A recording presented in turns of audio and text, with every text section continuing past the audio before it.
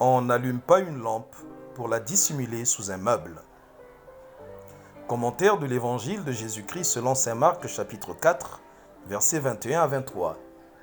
Frères et sœurs, le Maître continue ses enseignements énigmatiques pour pousser à la réflexion et faire jaillir la lumière. Dans la parabole d'aujourd'hui, pour mener ses interlocuteurs à la compréhension de sa mission et de ses œuvres, Jésus évoque l'évidence du rôle de la lampe allumée. Ce serait une aberration de dissimuler une lampe, car sa place est bien sur le lampadaire pour éclairer au maximum ceux qui en ont besoin.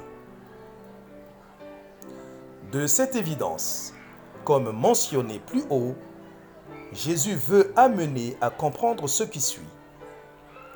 Il est la lampe, il est la lumière venue dans le monde. Il ne peut être dissimulé, même s'il n'est pas reçu par les siens.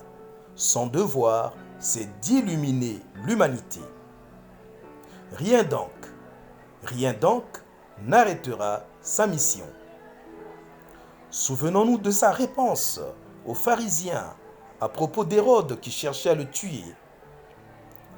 Allez et dites à ce renard, voici, je chasse les démons et je fais des guérisons aujourd'hui et demain, et le troisième jour, j'aurai fini. Mais il faut que je marche aujourd'hui, demain et le jour suivant, car il ne convient pas qu'un prophète périsse hors de Jérusalem. De même, dans Luc chapitre 9, verset 51, il est écrit « Lorsque le temps où il devait être enlevé du monde approcha, Jésus prit la résolution de se rendre à Jérusalem. » Il est clair que Jésus est allé volontairement au Golgotha pour illuminer le monde par sa mort et sa résurrection. Tout ceci revient à dire que le Christ est la lampe, la lumière qui illumine le monde par sa parole et par ses œuvres. Son message n'a rien d'un savoir ésotérique réservé à un cercle d'initiés. Voilà pourquoi les apôtres furent chargés de porter cette bonne nouvelle qui est une lampe pour éclairer le monde. Quelle résolution! Je ne cacherai pas la bonne nouvelle. Je la porterai au grand jour pour éclairer les plus grands nombres. Notre prière.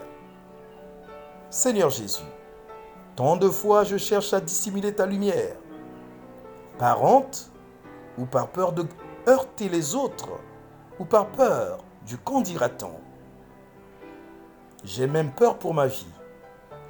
Donne-moi la force de transmettre la lumière, cette lumière que j'ai reçue de toi. Je te remets ma vie. Quelles conséquences? Suivre le Christ, c'est aussi transmettre la lumière reçue, la placer au centre de ma vie, la placer au centre de mes activités, pour qu'elle illumine tout. Pluie de bénédictions, tout pour la gloire de Dieu.